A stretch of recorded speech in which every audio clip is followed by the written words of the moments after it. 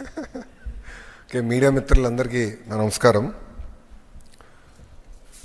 ఆంధ్రప్రదేశ్ అంటే ఒక బ్రాండ్, కానీ 2019 నుంచి 24 వరకు ఆ బ్రాండ్ని నాశనం చేశాడు జగన్ రెడ్డి.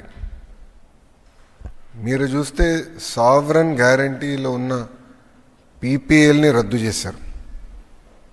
దానివల్ల నష్టపోయింది ఆంధ్ర రాష్ట్రం. సింగపూర్ ప్రభుత్వం ముందలకొచ్చి సింగపూర్ సంస్థలు ఆంధ్ర రాష్ట్రం చేసుకున్న ఒప్పందం అమరావతిని కలిసికట్టుగా అభివృద్ధి చేద్దామంటే వాళ్ళతో కనీసం చర్చించకుండా అది క్యాన్సిల్ చేశారు. దానివల్ల ఆంధ్ర రాష్ట్ర బ్రాండ్ పోయింది. ఇంకో పక్కన ఆంధ్ర రాష్ట్రానికి highest tax paying company Amara Raja battery. అలాంటి కంపెనీ పైన రేడ్లు చేసి పొల్యూషన్ చేస్తున్నారని ఆరోపణలు చేసి ఏకంగా పక్క రాష్ట్రం తెలంగాణకి ఆ కంపెనీని కూడా తరిమేశారు. దానివల్ల పోయింది ఆంధ్ర రాష్ట్ర బ్రాండ్. ఇంకోది లూలు గ్రూప్.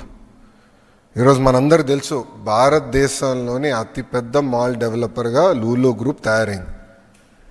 ఆనాడు టెండర్లో వాళ్ళు పాల్గొని విశాఖపట్నంలో వాళ్ళకి భూమి వస్తే వాళ్ళతో ఎలాంటి చర్చించకుండా ఆ ఒప్పందం కూడా రద్దు చేశారు. దానివల్ల నష్టపోయింది ఆంధ్ర రాష్ట్రం, నాశనమైంది ఆంధ్ర రాష్ట్ర బ్రాండ్. అందుకే 2024 ఎన్నికల్లో 175 స్థానాలు కానీ 164 స్థానాలు అంటే 94% స్ట్రైక్ రేట్తో ఎన్డీఏ కూటమిని ప్రజలు గెలిపించారు. కూటమి నినాదం ఒకటే, ఒక రాష్ట్రం, ఒక రాజధాని, అభివృద్ధి వికేంద్రీకరణ. మీరు ఒక్కసారి గమనించండి, అనంతపూర్కి కియా తీసుకెళ్ళాం, ఉత్తర అనంతపూరు కర్నూలుకి పెద్ద ఎత్తున రెన్యూబుల్ ఎనర్జీ సంస్థలు మేము తీసుకెళ్తున్నాం. చిత్తూరు కడపకి ఎలక్ట్రానిక్స్ మ్యానుఫ్యాక్చరింగ్ సంస్థలు తీసుకొస్తున్నాం. కంప్రెస్డ్ బయోగ్యాస్ ప్రకాశంకి వెళ్ళింది. ఇంకా కృష్ణా గుంటూరు అమరావతి కాకుండా ఏకంగా క్వాంటమ్ వ్యాలీగా ప్రకటించాం. 158 క్యూబిట్ క్వాంటమ్ కంప్యూటర్ కూడా జనవరి మాసంలో ఇక్కడ రాబోతుంది. ఉభయ గోదావరి జిల్లాలో పెద్ద ఎత్తున మేము మన ఆక్వాని ప్రోత్సహిస్తున్నాం. కర్నూలుకి వచ్చేగల డ్రోన్ సిటీగా కూడా అక్కడ ప్రకటించాం. పెద్ద ఎత్తున పెట్టుబడులు కర్నూలు జిల్లా కూడా తీసుకొచ్చాం. క్యాంపకోలా లాంటి కంపెనీలు కూడా కర్నూలుకి తీసుకెళ్ళాం. ఇంకా ఉత్తరాంధ్రకు వచ్చేగల భారతదేశంలోనే అతిపెద్ద steel plant, data city, pharma కంపెనీలు, మెడికల్ డివైస్ మ్యానుఫ్యాక్చరింగ్, ఐటీ పరిశ్రమలు మేము ఈరోజు తీసుకెళ్తున్నాం. ఇవన్నీ మీకు ఎందుకు చెప్తున్నానంటే క్లస్టరైజేషన్ అనేది చాలా ఇంపార్టెంట్. క్లస్టరైజేషన్ అవుతే కంపెనీలకి వర్టికల్ హారిజాంటల్ ఇంటిగ్రేషన్ అవుతుంది. అంటే వర్టికల్ అంటే మొత్తం end to end ecosystem build చేయొచ్చు. అంటే ఒక ఫోన్ తయారీ సంస్థ తీసుకుంటే కెమెరా, మాడ్యూల్, లెన్స్ నుంచి బ్యాటరీ, హౌసింగ్, స్క్రీన్ అవన్నీ వర్టికల్గా తీసుకెళ్ళచ్చు. హారిజాంటల్కి వచ్చేగల ఇన్నోవేషన్, ప్రోటోటైపింగ్, కరికులం అంటే స్కిల్ డెవలప్మెంట్ ఇదంతా చేయగలుగుతాం. సో వర్టికల్ హారిజాంటల్ ఇంటిగ్రేషన్ కోసం పెద్ద ఎత్తున మేము ఈ క్లస్టరైజేషన్ని ముందలు తీసుకెళ్తున్నాం. చాలామంది నన్ను అడిగారు, కర్ణాటకకి బెంగళూరు ఉంది, తమిళనాడుకి చెన్నై ఉంది, ఆంధ్ర రాష్ట్రానికి ఏముందని. ఆనాడు నేను చెప్పాను చంద్రబాబు నాయుడు గారు మాకున్నారని. ఈరోజు చంద్రబాబు నాయుడు గారు ముఖ్యమంత్రి అయ్యారు కనుకనే మళ్ళీ పోయిన ఆంధ్ర రాష్ట్రం బ్రాండ్ ఈరోజు తిరిగి వచ్చింది. చంద్రబాబు నాయుడు గారు పదే పదే చెప్తున్నారు, ఇది CBN 4.0 అని, అంటే స్పీడ్ ఆఫ్ డూయింగ్ బిజినెస్. నేను స్పష్టంగా 4 ఉదాహరణలు మీకు చెప్పదలుచుకున్నా. మొదటిది ఆర్సిలర్ మిత్తల్. 2019లో ఆదిత్య మిత్తల్ని నేను డావోస్లో కలిసా. ఆనాడు చెప్పాను, మీరు రాండి ఆంధ్ర రాష్ట్రానికంటే, లేదు మేము పక్క రాష్ట్రానికి కమిట్ అయ్యాము, ఈసారి రాలేకపోవచ్చు అన్నారు. 2019లో ఓడిపోయాం, కానీ నేను టచ్లో ఉన్నా. గెలిచిన వెంటనే నేను ఆయనకి మెసేజ్ పెట్టి, మనం గెలిచాం, ఇప్పుడు మీరు ఆంధ్ర రాష్ట్రానికి రావాలంటే ఒక జూమ్ కాల్ ఏర్పాటు చేసుకున్నాం. సాయంత్రం సుమారుగా 6ంటికి ఆయన 3 స్పెసిఫిక్ రిక్వెస్ట్ చేశారు. దాంట్లో ఒకటి NMDCతో ఒప్పందం కావాలి మాకు, MOU అంటే రా మెటీరియల్ టైఅప్ కావాలి, మార్కెట్ ప్రైస్ మేము కడతాం, కానీ MOU కావాలి, స్లర్రీ పైప్ లైన్ ద్వారా రా మెటీరియల్ తీసుకురావాలి, ఇది ఒక్కటి మీరు చేయించగలితే మేము వస్తాం అని వాళ్ళు చెప్పారు. అది నేను పొద్దున గౌరవ ముఖ్యమంత్రి గారితో చర్చించిన తర్వాత ఆయన గ్రీన్ సిగ్నల్ ఇస్తే వాళ్ళు చెప్పాను, మీరు ఓకే అని చెప్పండి ఆంధ్ర రాష్ట్రానికి, మీ ప్రాజెక్ట్ మన ప్రాజెక్ట్ అవుతుంది, నేను తీసుకొస్తాం, అది మా బాధ్యత అని చెప్పా. ప్రధానమంత్రి గారితో 3 సార్లు ఈ విషయం గౌరవ ముఖ్యమంత్రి చంద్రబాబు నాయుడు గారు చర్చించారు. అందుకే ఈరోజు భారతదేశంలోనే అతి పెద్ద స్టీల్ ప్లాంట్ ఆంధ్ర రాష్ట్రానికి వస్తుంది. త్వరలో అక్కడ శంకుస్థాపన అయిపోతున్నాం. 2029 ఎన్నికలు వెళ్ళే లోపల కమర్షియల్ ప్రొడక్షన్ కూడా వస్తుంది. రెండో ఉదాహరణ డేటా సిటీ. పెద్ద ఎత్తున hyper scalers, data centres Andhra రాష్ట్రంలో ఏర్పాటు చేయాలంటే ఆర్ భారతదేశంలోనే ఏర్పాటు చేయాలంటే వాళ్ళకి కొన్ని సందేహాలు ఉన్నాయి. అంటే data security, lawful interception, place of permanent establishment, retrospective taxation లాంటి కొన్ని కీలకమైన ఇష్యూస్ ఉన్నాయి. అది ఒక సంస్థతో మేము డిస్కషన్కి వెళ్ళినప్పుడు ఈ 4 మీరు రిజాల్వ్ చేయండి, ప్రాజెక్ట్ మేము విశాఖపట్నంలో పెడతామని చెప్పారు. అది నేను గౌరవ ముఖ్యమంత్రి గారు నేను కలిసికట్టుగా బాధ్యత తీసుకుని నేను ఐటీ మంత్రితో కోఆర్డినేట్ చేస్తే గౌరవ ముఖ్యమంత్రి గారు ఫైనాన్స్ మంత్రి గారితో కోఆర్డినేట్ చేసి భారతదేశంలోని ఈరోజు అది అతిపెద్ద ఇన్వెస్ట్మెంట్ అవుతుంది డేటా సెంటర్స్లో. 3వ ఉదాహరణ టాటా గ్రూప్. మన ప్రభుత్వం అంటే ప్రజాప్రభుత్వం ఏర్పడిన తర్వాత నేను టాటా గ్రూప్ చైర్మన్ చంద్ర గారిని టైం కోరి ఆయన టాప్ 10 కంపెనీ సీఈఓస్ని ఒక సమావేశం పిలవండి సార్, నేను వస్తాను బాంబేకి, బాంబే హౌస్కి వస్తాను, చిన్నప్పటి నుంచి బాంబే హౌస్ అని విన్నాను, ఒకసారి చూడాలని కోరిక కూడా ఉంది నాకు, నేను వస్తాను, మీరు అక్కడ ఏర్పాటు చేయండి, ఐ వాంట్ ఇంటరాక్ట్ అంటే 3 గంటలు 3 అవర్స్ ఇంటరాక్షన్ జరిగింది. టాటా పవర్, అదేవిధంగా air India, Tata electronics, TCS, వీళ్ళతో డిస్కషన్ జరిగింది. ఆ 3 గంటలు కొన్ని ఒప్పుకున్నాం.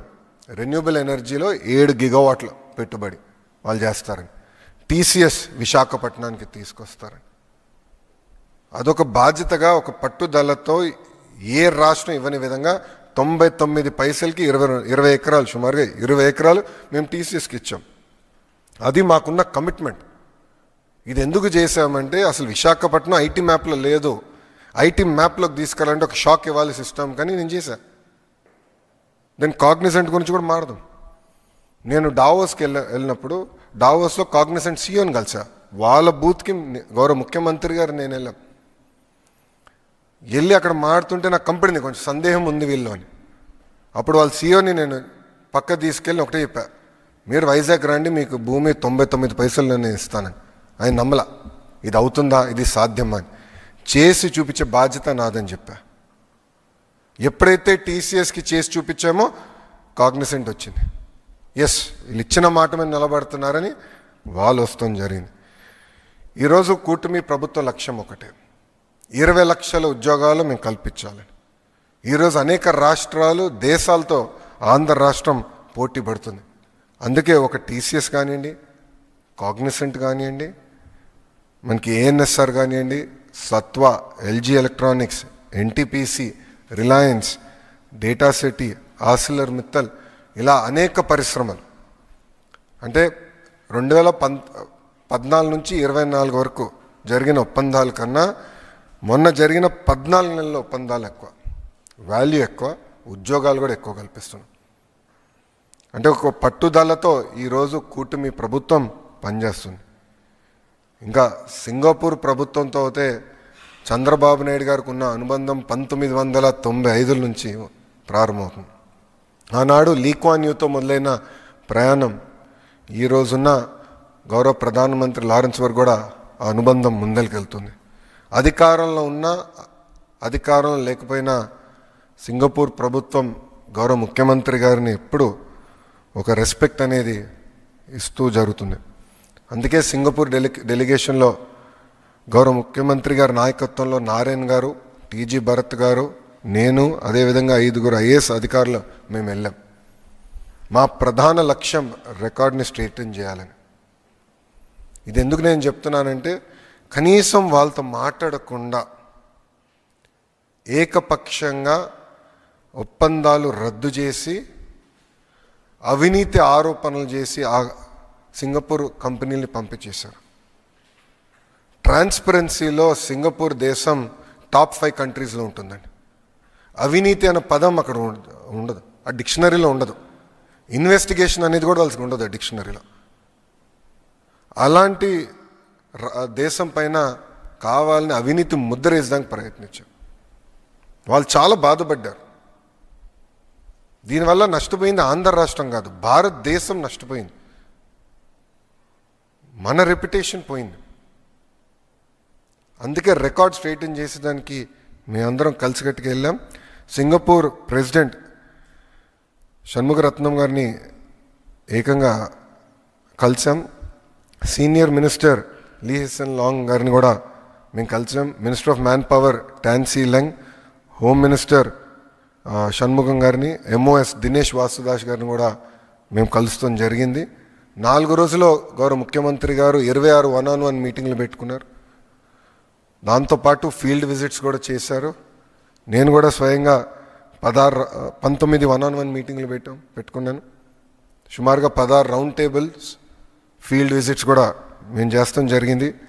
టువాస్ పోర్ట్ కానీ, బిదాద్రి హౌసింగ్ ఎస్టేట్ కానివ్వండి, జురాంగ్ పోర్ట్ కానీ, సింగపూర్ స్పోర్ట్స్ స్కూల్ కూడా మేము సందర్శిస్తాం జరిగింది. IT, electronics, defence, food processing, drones, green energy, ports, data centres, semi conductors, real estate సంబంధించిన వర్టికల్స్ కూడా మేము అక్కడ ఉన్న కంపెనీలతో కూడా మేము చర్చిస్తాం జరిగింది. సింగపూర్కి సావరెన్ ఫండ్స్ ఉంది. అంటే జిఐసి తమసేక్ అనేది సింగపూర్ సావరెన్ ఫండ్.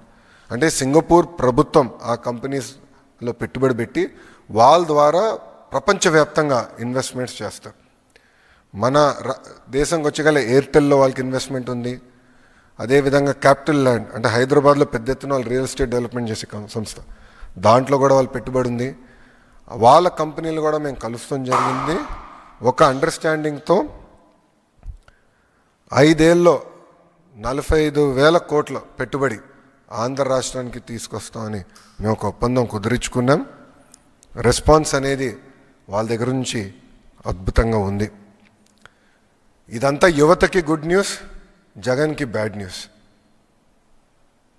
ఈరోజు కూడా మీరు చూస్తే చంద్రబాబు నాయుడు గారు పదే చెప్తున్నారు, జగన్ అనే వ్యక్తి క్రిమినలైజేషన్ ఆఫ్ పాలిటిక్స్ చేస్తున్నాడు. మేమందరం అహర్నిశలు కష్టపడుతున్నాం.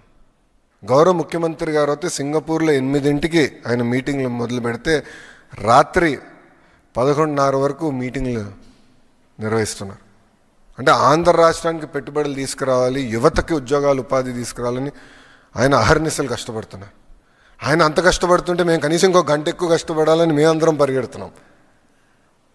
గౌరవ ముఖ్యమంత్రి గారితో పోటీ పడాలని ప్రతి మంత్రి మేము పరిగెత్తాం. ఇదంతా జరుగుతున్న సమయంలో ఒక వ్యక్తి, మురళీకృష్ణ అని ఒక వ్యక్తి